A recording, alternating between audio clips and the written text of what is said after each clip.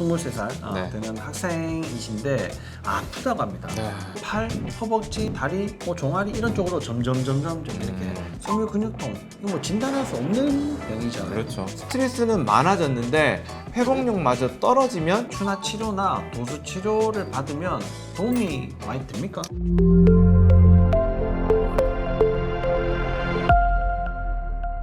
안녕하십니까. 아프지 마셔의 닥터 준스 김준영입니다. 안녕하십니까. 아프지 마셔의 닥터 준스 조준호입니다.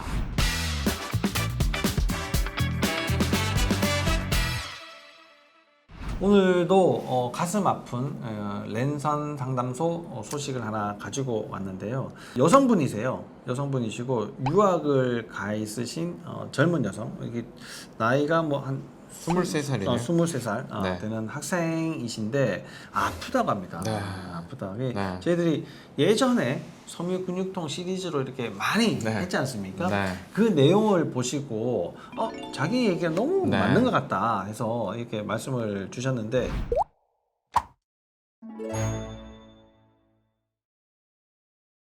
캐나다로 출국하시기 5일 전부터 증상이 좀 더 심해졌다 그래요. 네. 어떤 증상이 있었냐면 뭐 이게 손하고 발바닥 이런 근육들이 화끈거리는 증상이 나타나면서 이게 팔, 허벅지, 다리, 뭐 종아리 이런 쪽으로 점점 이렇게 퍼져갔다 그래요. 그래서 급한 마음에 이제 여기저기 검사를 다녔는데 뭐 다 괜찮다. 네. 별 문제 없다. 이래가지고 그냥 이제 나가셨다고 그래요. 근데 왼쪽으로 몸이 좀 비틀어져 있는데 네. 왼쪽 팔이 더 아프기 시작을 하고 자기는 1.5 또 골반 틀어진 것도 있는데 찾아보니까 저희도 이제 아프지 마셔 네. 섬유 근육통 시리즈 편을 이제 보게 돼서 다른데 이렇게 아무리 얘기를 해도 그거 아무 관계 없다 이렇게 얘기했는데 자기는 너무 관련이 있는 것 같다. 네. 난 캐나다에 있는데 지금 병원도 못 오고 이 문제를 어떻게 해결해야 되냐 이런 이제 전반적인 내용입니다. 그래서 제가 이제 여기 답변을 달기로는 사실 뭐 이런 질병들을 보는 게 외국엔 더 없습니다. 사실 그렇죠. 뭐 한국에도 뭐 저희들이 이렇게 이제 주로 보긴 하지만 사실 이런 식으로 진료를 보시는 분들은 없다 이렇게 보시면 되는데 여기까지 또 나오실 수가 없으니까 제가 이제 그쪽 근처에 있는 카이로프락터를 좀 만나라 네. 이렇게 얘기를 이제 드렸더니 그 카이로프락터는 이제 어떻게 찾아야 되냐 이거는 이제 치료가 되냐 설명을 들어보고 영상을 보니까 사실 뭐 많은 치료가 필요할 것 같은데 그것만 해서 괜찮겠냐 이런 게 이제 주요 내용이에요. 네. 그 사실 외국에 이렇게 가버리시면 참 문제들이 많지 않습니까? 그렇죠. 그 섬유 근육통이라는 게 다시 한 번 더 이렇게 설명을 드려보자면 섬유 근육통 이거 뭐 진단할 수 없는 병이잖아요. 그렇죠. 뭐 호소하는 증상으로 이렇게 진단을 하는 거기 때문에 사실 정확한 진단 기준이 별로 없어서 그런데 저희들이 진단하는 방법은 있지 않습니까? 네. 그걸 다시 한번 좀 더 설명을 해주시면 왜 카이로프락터를 찾아가라고 했는지 좀 이해를 하실 수 있을 것 같아요. 일단 이제 섬유 근육통이 됐든지 CRPS가 됐든지 이런 이제 만성적인 통증 증후군의 근본적으로 이 동일한 원인들이 하나가 있습니다. 그 원인 자체가 뭐냐면 척추 속에 들어있는 그리고 뇌 안에 들어있는 중추신경계와 우리 말초신경계의 예민도가 상승해 있는 경우에 이런 문제들이 생기거든요.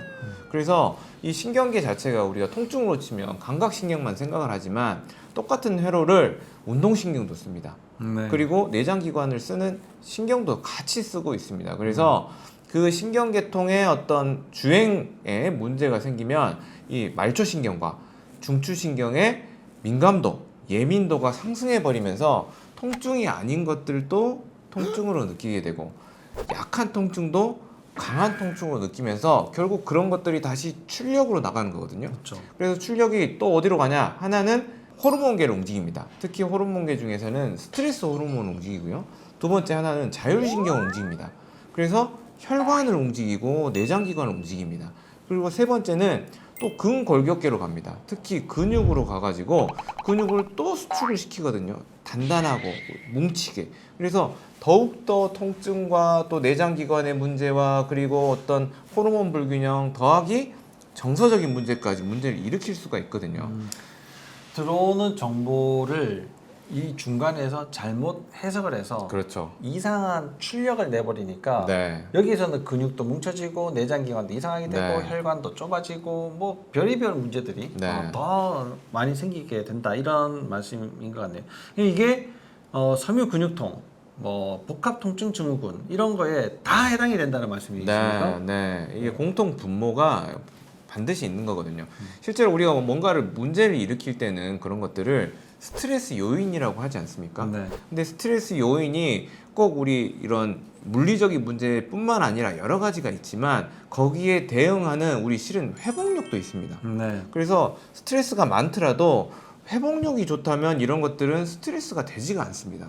그런데 스트레스는 많아졌는데 회복력마저 떨어지면 그것들은 굉장한 스트레스가 될 수 있거든요. 예를 들면 이 랜선 상담소에 지금 올라온 사연에 보듯이 왜 갑자기 한 달 만에 증상이 나빠졌느냐 보면 두 가지를 봐야 됩니다. 내가 현재 가지고 있는 스트레스 요인에 더하기 뭐가 더 더해졌을 겁니다.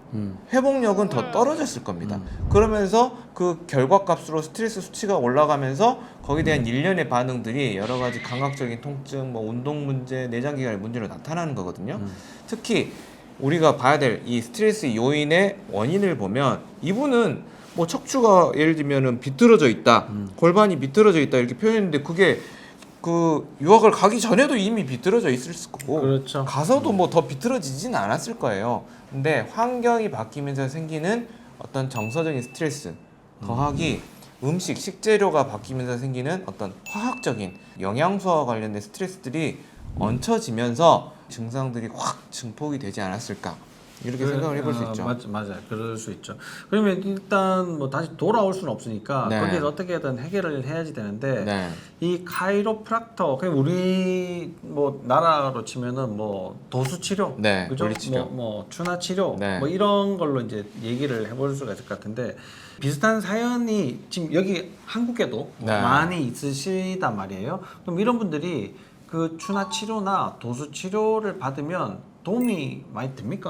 일단 도움은 많이 될 거는 같아요. 네. 되는데 카이로프락터들이 해주는 치료들은 우리 척추라는 게 이런 벽돌 쌓기처럼 되어 있거든요. 네. 근데 이제 비틀어졌단 말은 벽돌이 삐뚤게 된. 삐뚤삐뚤 서 있다는 거거든요. 근데 그 누가 세우고 있냐면 결국 근육들과 인대들이 세우고 있는데 그 근육들과 인대들은 그 감각을 통해서 뇌가 지휘를 하고 있어요.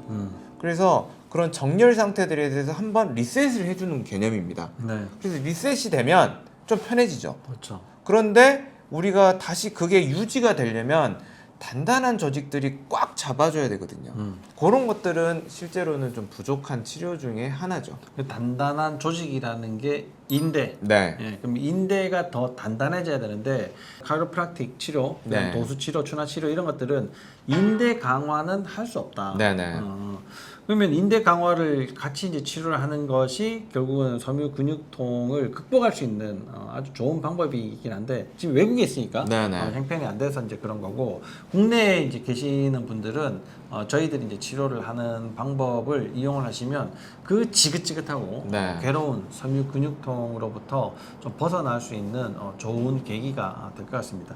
여기 외국에 계시는 이분도 좋은 그 카이로프락터를 만나가지고 네. 치료가 꼭 되기를 바라봅니다. 네. 국내에서 계시는 많은 분들도 이 내용을 통해서 좋지 않았던 건강을 네. 극복해 볼 수 있는 계기가 되시기를 바라봅니다. 오늘 이 내용이 여러분들에게 많은 도움이 됐으면 좋겠습니다.